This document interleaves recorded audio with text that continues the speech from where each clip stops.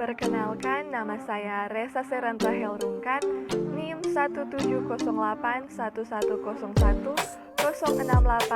Saya dari Program Studi Ilmu Administrasi Negara Semester 6, Fakultas Ilmu Sosial dan Ilmu Politik, Universitas Samratulangi, Manado.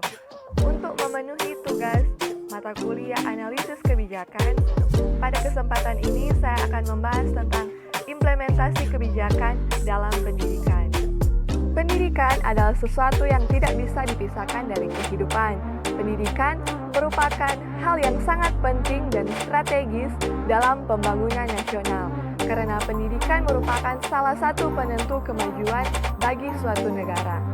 Di Indonesia sendiri, untuk memajukan dan meningkatkan kualitas pendidikan telah diatur dalam Undang-Undang 1945 Nomor 20 Tahun 2003 tentang Sistem Pendidikan Nasional. Salah satu kebijakan pendidikan di Indonesia yaitu kebijakan tentang bantuan dana operasional sekolah. Seperti yang kita ketahui, pentingnya pendidikan bagi masyarakat tidak dapat diabaikan. Namun, implementasinya terjadi beberapa masalah, seperti keterlambatan penyaluran dana dan fungsi pengawasan yang kurang.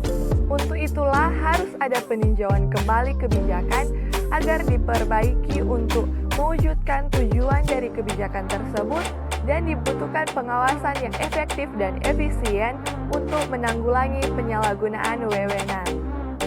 Menurut teori implementasi dari Edward, terdapat 4 faktor yang mempengaruhi keberhasilan atau kegagalan implementasi kebijakan, yaitu yang pertama, komunikasi. Informasi mengenai kebijakan publik perlu disampaikan kepada pelaku kebijakan agar para pelaku kebijakan dapat mengetahui apa yang harus mereka persiapkan dan lakukan untuk menjalankan kebijakan tersebut, sehingga tujuan dan sasaran kebijakan dapat dicapai sesuai dengan apa yang diharapkan. Yang kedua, sumber daya. Sumber daya merupakan peranan penting dalam implementasi kebijakan. Sumber daya tersebut meliputi sumber daya manusia, sumber daya anggaran, dan sumber daya peralatan, dan sumber daya kewenangan. Yang ketiga, disposisi. Disposisi dapat dikatakan sebagai kemauan, keinginan, dan kecenderungan para pelaku kebijakan untuk melaksanakan kebijakan tersebut secara sungguh-sungguh sehingga apa yang menjadi tujuan kebijakan tersebut dapat diwujudkan. Keempat, struktur birokrasi. Struktur birokrasi mencakup aspek-aspek seperti struktur organisasi, pembagian kewenangan, hubungan antara unit-unit yang ada dalam organisasi yang bersangkutan, dan hubungan organisasi dengan organisasi luar, dan sebagainya. Meskipun sumber-sumber untuk mengimplementasikan suatu kebijakan cukup, dan para pelaksananya mengetahui apa dan bagaimana cara melakukannya, serta mempunyai keinginan untuk melakukannya, namun implementasi kebijakan bisa jadi belum efektif karena ketidakefektifan struktur birokrasi itu sendiri.